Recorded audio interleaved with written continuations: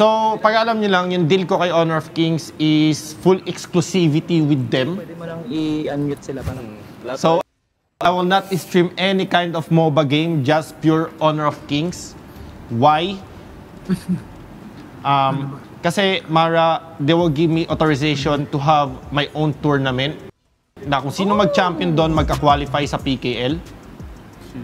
Oh, wow. Yes. Okay. We'll go more into that later. Yes. At saka yung prize money doon, collaboration kami. Tapos, syempre, hindi acrylic yung medal. It will be pataas ng pataas. Ngayon, bumili ako ng Omega Watch for the champion. 5 Omega Watch. Para kung sino manalo sa Die Series, tag-isang Omega. Wait. Okay. So, meron kang... Sali kami. May sarili kang tournament. Yes, Die Series. Okay, Dia Series. Yeah. Ayun tayo. Kailan to magaganap? This July 14 i-announce na namin kung pwede kayong mag-register kasi mga player ko din mag-register. May nakuha na akong player. So you mean to say July 14 habang nagaganap ang ating Kings World Cup? Yes. May pa-tournament tayo dito sa Pilipinas, Dia Series. At paano sila makakasali dito? Magpo-post si Anthony, hindi ako. Pwede nga gawin yun, boss din, no? City, no? Hindi. Sa ngayon muna kasi kung sino mag-champion doon, siya yung makakuha ng PKL slot representing our brand.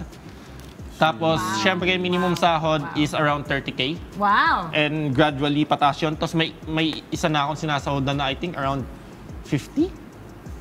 Yes. Just for... Itatry niya lang po sumali sa Die Series. Tapos, pwedeng sumali yung ibang team. For example, RWKD? Oo. Pwede silang sumali doon. Pag nanalo sila, pwede kami mag-collab ng brand ko, pati brand nila. We will represent our own team for PKL.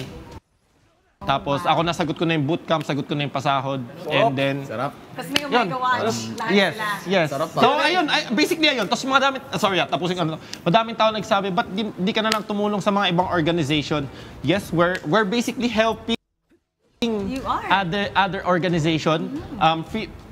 For free nga ng company namin. So, just to let you know, everything that I'm doing and we are doing and my company is doing, WeTrend, is for the better of esport world here in the Philippines. Sa akin kasi, ayun yung nakikita ko eh. Ayun yung... Kasi sa akin, Mara, ang player ng esports or sino man naglalaro ng game na to is bata. I want to give them a bright future. At saka may partnership ako ngayon with TNC na if ever na gusto nilang pumasok, sagot lahat. Wow. At ang starting pay dito, 30,000. Yes. Wala ka na nun para sa amateur. Actually, gano'ng kalaking bagay yun? Kasi nagsimula rin kayo. Nagsimula po ako amateur kasi nung nag-amateur po ako, wala nga sahod eh. Walang sahod. Walang sahod. Sipag lang. Ano lang talaga, grind lang talaga. Pero yun... Ano bang average pay? Wala talaga. Ngayon. Average. Kasi alam ko 30 is malaki.